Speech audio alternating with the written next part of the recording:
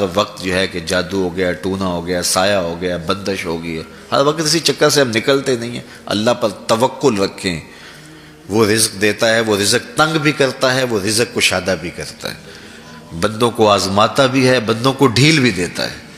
اس کی ڈھیل سے بھی ڈریں اور اس کی آزمائش میں بھی پورا اترنے کی کوشش کریں اور اسی کے حضور دامن پھیلائیں۔ جب مشکلیں آ جائیں تو مسلح بچھا لیں، کسی بابے کے پاس نہ جائیں، یہ بڑے گندے لوگ ہیں، یہ سامنے اب چیزیں آ رہی ہیں، بڑے گندے اور غلیظ قسم کے لوگ ہیں، ان کی نظروں میں غلاظت بھری ہوئی ہے، اور جو ہے وہ لوگوں کے ہجوم سے کبھی متاثر نہ ہوں کہ فلاں وہاں سے اتنے لوگ جا رہے ہیں۔ لوگ کہتے ہیں جی اتنے لوگ آ رہے ہیں، کچھ ہے تو آ رہے ہیں، تو جو بت خانوں میں جا رہے ہیں اتنے لوگ تو کچھ ہیں تو جا رہے ہیں، کیا مطلب یہ کوئی معیار ہے؟ تو جب کوئی مصیبت بنے مصلح بچھا کے دعا مانگو اللہ کی بارگاہ میں، نوافل پڑھو، صدقہ کرو، خیرات کرو، منت مان لو، روزوں کی منت مان لو، نمازوں کی منت مان لو، صدقہ کرنے کی منت مان لو، اور اللہ کے نیک بندوں سے جا کے دعا کرواؤ۔ غریبوں میں آپ رزق بانٹو، اس سے برکت ہوگی، اس سے پریشانیاں دور ہوں گی۔ رزق کم ہو گیا ہے تو غریبوں کو دو، لگتا ہے غریبوں کو دو گے تو اور کم ہوگا، نہیں، جب دو گے تو اللہ کے سچے وعدے آپ کو نصیب ہوں گے اور آپ کو برکتیں نصیب ہوگی، اس کے راہ میں دینے سے کم نہیں ہوتا ہے۔ تو یہ جو تکلیفیں آتی ہیں یہ گناہ اس سے جڑتے ہیں، اس سے درجے بلند ہوتے ہیں، اس سے اللہ کی قربت نصیب ہوتی ہے۔ تو مصیبت آئی تو بابے کے پاس بھاگ گئے، جو فاسق اور فاجر اور مشرکانہ عقائد رکھتا ہے اس کے پاس بھاگ گئے، تو پھر ایک مصیبت بھی صحیح اور ایک اپنا ایمان بھی اجاڑا۔ اس لیے اس مصیبت سے جو باطنی فوائد ملیں گے، جو روحانی مرتبے بلند ہوں گے، ان کو حاصل کریں۔ تو غیرت کے ساتھ جینے کا ڈھب ہم سیکھیں، مت ایسے لوگوں کے پاس جائیں۔ لوگ کہتے ہیں کہ ہمارا کاروبار خراب ہو گیا، گھر سے برکت اٹھ گئی، تو اس کا سبب یہ سمجھتے ہیں کسی نے تعویذ ڈال دیے۔ میاں جھوٹ چھوڑ دو، رحمت کے فرشتے نیڑے آ جائیں گے، تمہارے گھروں کے دور چلے گئے۔ تم نے گھر میں تعویذ باندھ دیا، گھر میں ہنڈیاں بھی الٹی لٹکا دی، تم نے جو ہے وہ بتیاں بھی جلائیں گھر میں، تم نے بڑا کچھ کیا لیکن جھوٹ نہیں چھوڑا۔ تمہاری بتیاں جلانے سے، تعویذ لٹکانے سے فرشتے واپس نہیں آئیں گے، فرشتے واپس تب آئیں گے جب جھوٹ چھوڑو گے۔ تو جھوٹ چھوڑو، رحمت کے فرشتے نیڑے آ گئے تو رحمتیں برسنا شروع ہو جائیں گی۔ تو ہم بیماری اور ہے، علاج اور کر رہے ہیں۔ کچھ لوگوں کا تو کام ہی جب بھی کوئی مشکل بنی تعویذ لینے دوڑ پڑتے ہیں، اور بابا بھی کہتا ہے چنگا ہو گیا تو آ گیا، ورنہ چل جانا سی تعویذ۔ چونکہ اگر وہ یہ نہ بتائے تو اس کا تو کاروبار ختم ہو گیا، وہ تو بیٹھا اسی کام کے لیے ہے۔ اس نے تو ٹاٹن جو ہے وہ رات فوٹو سٹیٹ کروا کے رکھے ہوئے، 10 اس کو دینے، 15 اس کو دینے، وہ تو کام ہی یہ کرتا ہے۔ اور وہ کہے کہ نہیں بابا تیرے گھر میں جھوٹ ہے، تیرے رزق میں ملاوٹ ہے، تو نماز نہیں پڑھتا، تو سجدہ ریز نہیں ہوتا، تیرے یہ خرابیاں، تو پھر بابے کے پاس کسی نے کیا لینے آنا؟ جب مشکل ہوگی تو مسلح پہ سر جھکائے گا، بابا تو بھوکا مر جائے گا۔ اس لیے بابا کہتا چنگا ہو گیا تم آیا ویلے سر آ گئے، نہیں تو یہ چل جانے تھے، تبھی طرح کچھ لینا ہی نہیں تھا۔ پھر مریض بن جائے، ہر اتوار کو بابے کے در پہ حاضری دینی پڑتی ہے۔ چھوڑو بابوں کو، اللہ کی چوکھٹ پہ آ جاؤ۔ 5 گانا نماز یہ شعار زندگی بنا لو، دیکھنا گھر میں برکتیں اتریں گی۔ جھوٹ نہ بولو، فرشتے رحمت کے نیڑے آ جائیں گے۔ ہر بار جھوٹ بولیں گے، 1 میل 1 میل 1 میل 1 میل، ذرا سوچے نا، ہر بندہ یہاں بیٹھے سوچے ہمارے فرشتے کتنے کو دور ہو چکے ہوں گے۔ سویر سے لے کر جھوٹ ہی جھوٹ، روز کتنا اور پیچھے دھکیل دیتے ہیں۔ پچھلے سارے گناہوں سے توبہ کرو، کریم وہ اتنا ہے، فرشتوں کو حکم کرے گا واپس جاؤ، اس کے گھر کے اوپر اپنے پر ڈال دو۔ یا اللہ اس سے تو بدبو دی اور ہم یہاں تک آئے، کہا توبہ کر دیا، اس گھر میں خوشبوؤں کے بسیرے ہو گئے۔ تو جھوٹ سے توبہ کرو، یہ علامت ہے نفاق کی۔ تھوڑی سی تکلیف ہوتی ہے، جو بندہ عادی جھوٹ ہوتا ہے اس کے لیے وہ چسکا لگ گیا ہوتا ہے نا جھوٹ بولنے کا۔ نشہ لگ جائے کسی کو تو نشہ اتنی جلدی چھٹتا تو نہیں ہے، حالانکہ وہ خود بھی جان رہا ہوتا ہے کہ برا ہے۔ گھر کے برتن بیچ دیتے ہیں نشے والے، لیکن اس کے باوجود چھٹتا نہیں ہے۔ لیکن جو ہے وہ کوشش کر کے جب چھوڑ لیں گے، سچی توبہ جب انسان اپنے دل سے کرتا ہے تو آسان ہو جاتا ہے۔ سچ میں طمانیت ہے اور جھوٹ میں جو ہے وہ ریبہ فرمایا گیا، جھوٹ کے اندر بے چینی ہے، اضطراب ہے، اندر کی بے قراری ہے. اس لیے سچائی کی طرف آؤ. ہو جائے. اور آج ہمارے گھروں میں قرآن بند پڑا ہوا ہے. ہم نے اس کے اوپر غلاف چڑھا کے اوپر طاق پہ رکھ دیا. کبھی کبھی اٹھاتے ہیں اور اس کو جھاڑ کر کے پھر وہاں خوشبو لگا کے رکھ دیتے ہیں. کبھی گھروں میں قرآن کھلتا تھا, صبحوں کا آغاز قرآن کی تلاوت سے ہوا کرتا تھا. آج صبح کا آغاز فیس بک سے ہوتا ہے. کبھی گھروں سے قرآن پڑھنے کی آواز آیا کرتی تھی, آج پاپ میوزک کی صدائیں سننے کو ملتی. پھر یہی وجہ ہوئی نا کہ آج ہر بندہ کہتا ہے میرے اوپر کسی نے ٹونا کر دیا ہے, کسی نے جادو کر دیا ہے, بدروحوں کا سایہ ہے, ہمارے گھر کے اوپر کسی نے جو ہے وہ کچھ کر دیا ہوا ہے. میں کہتا ہوں کہ تمہارے گھر میں قرآن جو نہیں ہے پھر بدروحوں کا ہی سایہ ہونا ہے. اگر قرآن کی تلاوت ہوتی اللہ کی رحمت کے فرشتے اترتے, اللہ کی رحمتوں اور اس کے انوار کی بارش ہوتی تمہارے گھروں کے اندر. اور پھر کیا ہوتا ہے, بھاگتے ہیں عاملوں کے پاس, اور عامل کہے گا کہ تجھے کچھ نہیں ہے, کتاب اللہ سے دوری کا نتیجہ ہے, بد عملی کا نتیجہ ہے, دین سے اعراض کا نتیجہ ہے.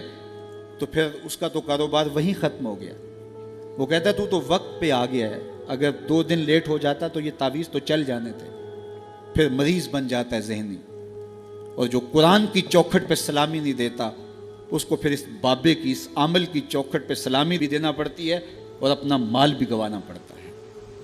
اور روز آئے دن اخباروں کے اندر ایسے جعلی عاملوں کی کہانیاں چھپتی ہیں, اور سوشل میڈیا کے اوپر بھی آپ دیکھتے ہیں کہ یہ کیسے کیسے بد نصیب لوگ ہوتے ہیں اور کیسی کیسی کارروائیاں بھی کرتے ہیں. قرآن سے دوری کا نتیجہ ہوا کہ ان کی چوکھٹ پہ رسوا ہونا پڑا. اگر گھروں میں قرآن کی تلاوت کا معمول ہوتا تو قرآن زندگی دیتا, قرآن روشنی دیتا, قرآن برکت اتارتا, قرآن کے دم سے رحمات کا نزول ہوتا, رحمتوں کے فرشتے اترتے, گھروں میں چراغاں ہوتا, اندر کے روگ مٹتے, بیماریاں ختم ہوتی, اللہ کی قربت نصیب ہوتی, حضور کے قلب سے قربت کا نور نصیب ہو جاتا. اس کتاب سے دوری کا نتیجہ ہوا کہ آج ہم رسوا ہو گئے. اپنے معاملات اللہ کے سپرد کیا کریں. لیکن ان سب کے باوجود اگر مشکلات آ جاتی ہیں تو کوئی بات نہیں, مشکلیں آزمائشیں یہ اللہ کی طرف سے نبیوں کو آئی ہیں. حضرت امام رازی نے لکھا ہے کہ مکے سے لے کر طائف تک 70 ایسے نبیوں کی قبریں ہیں جن کی وفات صرف بھوک کی وجہ سے ہوئی ہے. تو ہم ایک دن کا فاقہ آ جائے, تھوڑا سا کاروبار نرم ہو جائے تو بابوں کے پاس بھاگ کے اللہ کے ساتھ شریک ٹھہرانے لگ جاتے ہیں. کیوں, کس وجہ سے؟ آزمائش سہیں, برداشت کریں. تو اوپر نیچے یہ دن بدلتے رہتے ہیں, دن پھرتے رہتے ہیں. ہر وقت جو ہے کہ جادو ہو گیا, ٹونا ہو گیا, سایہ ہو گیا, بندش ہو گئی ہے. ہر وقت اسی چکر سے ہم نکلتے نہیں ہیں. اللہ پر توکل رکھیں, وہ رزق دیتا ہے, وہ رزق تنگ بھی کرتا ہے, وہ رزق کشادہ بھی کرتا ہے. بندوں کو آزماتا بھی ہے, بندوں کو ڈھیل بھی دیتا ہے. اس کی ڈھیل سے بھی ڈریں اور اس کی آزمائش میں بھی پورا اترنے کی کوشش کریں اور اسی کے حضور دامن پھیلائیں. جب مشکلیں آ جائیں تو مصلح بچھا لیں. گھر کے بچوں کو بھی کہیں کہ یہ مشکل آ گئی ہے, لگتا ہے اللہ ناراض ہو گیا, چلو مصلح بچھاؤ. اگر بیٹیاں بھی نماز پڑھ رہی ہوں, نوافل ادا کر کے رب کے حضور دعا مانگ رہی ہوں, بیٹے بھی دعا مانگ رہے ہوں, چھوٹے چھوٹے بچے بھی دعا مانگ رہے ہوں, تو کیا اللہ خالی موڑ دے گا؟ تو زیادہ سے زیادہ نیک مجالس کے اندر شامل ہو جائیں. تو بالخصوص میں اپنے پیر بھائیوں کو پابند کرتا ہوں کہ آپ اپنے گھروں میں بھی پابند کریں, کسی بابے کے پاس نہ جائیں. یہ بڑے گندے لوگ ہیں, یہ سامنے اب چیزیں آ رہی ہیں, بڑے گندے اور غلیظ قسم کے لوگ ہیں. ان کی نظروں میں غلاظت بھری ہوئی ہے, اور جو ہے وہ لوگوں کے ہجوم سے کبھی متاثر نہ ہوں کہ فلاں وہاں سے اتنے لوگ جا رہے ہیں. لا یصیر الباطل حقا بکثرت المتمسکین بہ. اگر کسی جھوٹ کے ساتھ, کسی باطل کے ساتھ زیادہ لوگ وابستہ ہو جائیں تو اس وابستگی سے باطل حق نہیں ہو جاتا. لوگ کہتے ہیں جی اتنے لوگ آ رہے ہیں, کچھ ہے تو آ رہے ہیں. تو جو بت خانوں میں جا رہے ہیں اتنے لوگ, تو کچھ ہیں تو جا رہے ہیں, کیا مطلب یہ کوئی معیار ہے؟ تو جوہلا کا جمع ہونا, جوہلا کا کہیں جانا, یہ معیار نہیں ہے. معیار جو اللہ رسول نے دیا ہے ہمارے نزدیک بس وہی ہے. تو جب کوئی مصیبت بنے, مصلح بچھا کے دعا مانگو اللہ کی بارگاہ میں, نوافل پڑھو, صدقہ کرو, خیرات کرو, منت مان لو, روزوں کی منت مان لو, نمازوں کی منت مان لو, صدقہ کرنے کی منت مان لو, اور اللہ کے نیک بندوں سے جا کے دعا کرواؤ. غریبوں میں آپ رزق بانٹو. اس سے برکت ہوگی، اس سے پریشانیاں دور ہوں گی۔ رزق کم ہو گیا ہے تو غریبوں کو دو، لگتا ہے غریبوں کو دو گے تو اور کم ہوگا، نہیں، جب دو گے تو اللہ کے سچے وعدے آپ کو نصیب ہوں گے اور آپ کو برکتیں نصیب ہوگی، اس کے راہ میں دینے سے کم نہیں ہوتا ہے۔ اس لیے میں خاص طور پہ یہ باتیں اس لیے کر رہا ہوں کہ ان دنوں کے اندر بہت زیادہ جو ہے وہ اس طرح کے لوگ ہیں اور مختلف جو ہے وہ چینلز کے اوپر ان کو سامنے لایا جا رہا ہے، تو ان لوگوں سے اپنے دامن کو چھڑائیں اور صالحین کی صحبت کو اختیار کریں۔ صالحین کی صحبت سے آپ کو نور ملے گا، روشنی ملے گی۔ آزمائش ٹل جاتی ہے تو پھر بھی، ورنہ اس میں استقامت کی توفیق مانگیں، چونکہ جو بلا پر صبر کرتا ہے اسے بھی اجر دیا جائے گا۔ صحیح حدیث میں آتا ہے کہ اہل بلا کو قیامت کے دن جو صلہ دیا جائے گا تو دوسرے لوگ آرزو کریں گے کاش ہمارے جسم کو لوہے کی کینچیوں سے کاٹ دیا جاتا۔ تو یہ جو تکلیفیں آتی ہیں یہ گناہ اس سے جڑتے ہیں، اس سے درجے بلند ہوتے ہیں، اس سے اللہ کی قربت نصیب ہوتی ہے۔ تو مصیبت آئی تو بابے کے پاس بھاگ گئے، جو فاسق اور فاجر اور مشرکانہ عقائد رکھتا ہے اس کے پاس بھاگ گئے، تو پھر ایک مصیبت بھی صحیح اور ایک اپنا ایمان بھی اجاڑا۔ اس لیے اس مصیبت سے جو باطنی فوائد ملیں گے، جو روحانی مرتبے بلند ہوں گے، ان کو حاصل کریں۔ تو غیرت کے ساتھ جینے کا ڈھب ہم سیکھیں، مت ایسے لوگوں کے پاس جائیں۔ اللہ آپ کو مجھے اپنی رحمتوں کے سائے میں رکھے۔ میرا تعلق ایک دیہات سے ہے اور مجھے اچھی طرح یاد ہے کہ والد گرامی مجھے انگلی سے لگا کر کے مسجد میں لے جایا کرتے تھے، تو بوڑھے بزرگ جو مسجد میں جانے سے قاصر تھے وہ گھروں میں بیٹھ کے قرآن پڑھتے ہوتے تھے، اور عموماً ظہر کے وقت بھی اور صبح کے وقت بھی گھروں سے قرآن پڑھنے کی آوازیں آیا کرتی تھی۔ آج گھروں سے پاپ میوزک کی صدائیں سننے کو تو ملیں گی، لیکن قرآن کے نغمے موقوف ہو گئے۔ یہی وجہ ہے کہ آج ہمارے گھروں سے برکت روٹ گئی ہے۔ دولت کی فراوانی کے باوجود، وسائل کی کثرت کے باوجود، اسباب آسودگی حاصل ہونے کے باوجود نہ آسودگی ہے، نہ سکون ہے، نہ طمانینت ہے، نہ برکت رہی، اس لیے کہ ہمارے گھروں سے قرآن رخصت ہو گیا۔ آج صبح اٹھ کے فیس بک کا چہرہ تو دیکھتے ہیں لیکن قرآن کا نقشہ نہیں دیکھا جاتا، تو برکت کے قافلے گھروں سے رخصت ہو گئے اور گھر برکتوں اور رحمتوں سے خالی ہو گئے۔ آج بھی اگر ہم نے گھروں میں برکتوں کو واپس بلانا ہے، رحمتوں کو اپنے گھروں میں واپس لانا ہے، تو قرآن مجید کی تلاوت کو اپنے معمولات میں شامل کر لیجئے گا۔ پھر گھر میں آسیب کا سایہ نہیں ہوگا، ٹونا اور جادو نہیں ہوگا۔ پھر کسی بابے اور ملنگ کے پاس جا کر کے آپ کو اپنے مسائل نہیں بتانے پڑیں گے۔ آپ کے گھر میں قرآن ہے، سارے دکھوں کا علاج اسی مرشد کے پاس ہے، ساری مصیبتیں اور ساری مشکلیں اور سارے مصائب اسی قرآن کے دامن سے دور ہوتے ہیں، اور اسی قرآن سے وابستگی سے گھر میں برکتیں اترتی ہیں۔ پھر آپ کو نہ آسیب، نہ جادو، نہ ٹونا، اور نہ کسی نے کوئی بندش کی ہے، نہ کسی نے کوئی مسئلہ کیا ہے، کچھ نہیں ہوگا۔ آپ کے گھروں پہ رحمتوں کے سائے ہوں گے، اس لیے کہ آپ کے گھروں میں قرآن جب تلاوت ہوگی تو رحمتوں کے فرشتوں کا نزول ہوگا۔ تو جب رحمتوں کے فرشتے تمہارے گھر میں اتریں گے تو پھر کوئی مصیبت، کوئی پریشانی، کوئی بندش، کوئی دکھ آپ کے گھروں میں نہیں ہوگا۔ اس لیے قرآن مجید کی تلاوت کو اپنے معمولات زندگی میں شامل کیجئے۔ دیکھیے یہ رمضان المبارک کا مبارک مہینہ اکثر گھروں کے اندر قرآن مجید کی تلاوت کا معمول رہا، اور جو دن باقی ہیں ان ایام میں تلاوت کلام مجید کا معمول باقی رہے گا، تو اس کی برکتیں آپ اپنی آنکھوں سے دیکھ رہے ہیں۔ اور اگر یہ پورا سال ہمارے گھروں میں معمول باقی رہے، ہماری صبح کا آغاز ہی قرآن مجید کی تلاوت سے ہو، بیٹیاں بھی قرآن کھول کے صبح بیٹھ جائیں اور بیٹے بھی قرآن کھول کے بیٹھ جائیں، بوڑھے بھی قرآن کھول کے بیٹھ جائیں، جوان بھی قرآن کھول کے بیٹھ جائیں، تو مجھے بتائیے کہ کتنی رحمات اور کتنی برکات کا گھروں میں نزول ہو۔ تو اس لیے اپنے گھروں میں قرآن مجید کی تلاوت کے معمول کو کبھی بھی ترک نہ کیجیے، چاہے روز کے 2 صفحے پڑھیے، قرآن مجید کی تلاوت کے معمول کو باقی رکھیے، اور اگر اللہ آپ کو نصیب کرے تو اس کو مفہوم اور ترجمے کے ساتھ پڑھنے کی کوشش کیجیے، تاکہ قرآن کا جو ہمارے نام پیغام ہے وہ بھی ہم سمجھ پائیں کہ قرآن ہمیں کیا بتا رہا ہے اور ہمیں کیا میسج دے رہا ہے، تاکہ ہماری زندگیاں اس پاکیزہ کتاب کی روشنی اور کتاب کے اجالوں میں بسر ہو. اور یہ کتاب اللہ کا تیسرا حق ہے کہ اس کو مفہوم و مطلب کے ساتھ سمجھنے کی کوشش کریں.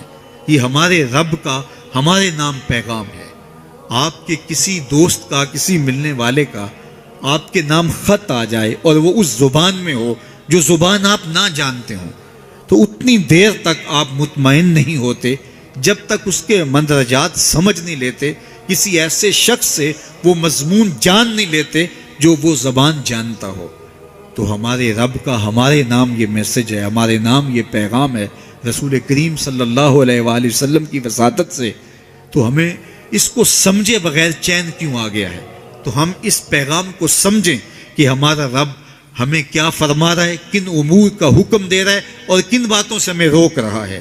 اگر ہم قرآن مجید کو اس انداز سے تلاوت کریں گے اور قرآن مجید کو سمجھ کے پڑھیں گے تو ہماری زندگی خود بخود تبدیل ہوتی چلی جائے گی.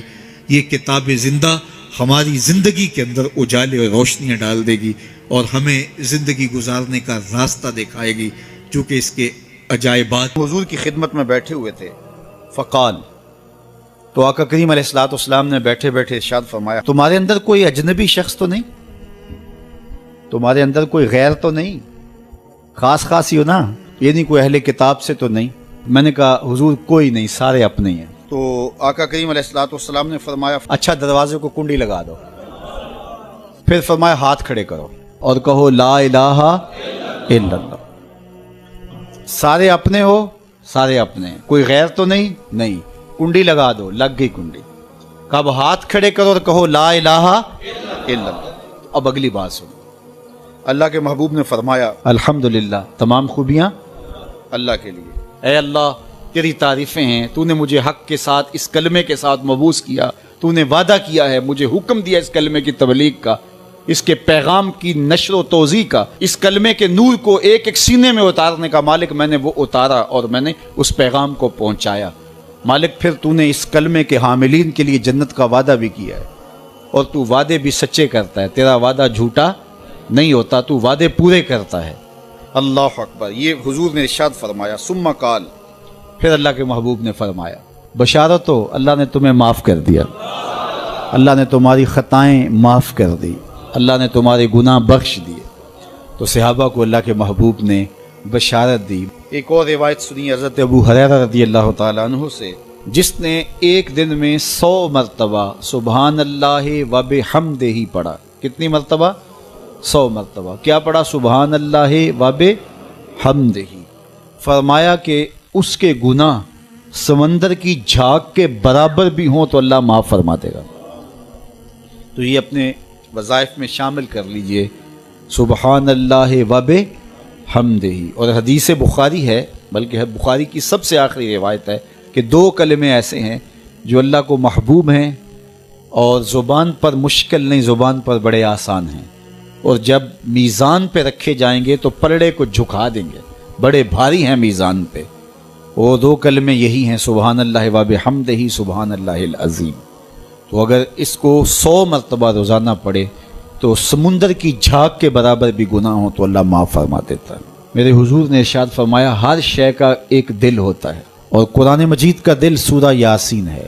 جس نے 1 مرتبہ سورہ یاسین کی تلاوت کی، اللہ 10 مرتبہ قرآن پڑھنے کا ثواب عطا کرے گا. تو اپنی صبح کا آغاز سورہ یاسین سے کیا کریں. کچھ وقت نہیں لگتا، نماز فجر کے بعد اشراق تک سورہ یاسین پڑھ لیا کریں.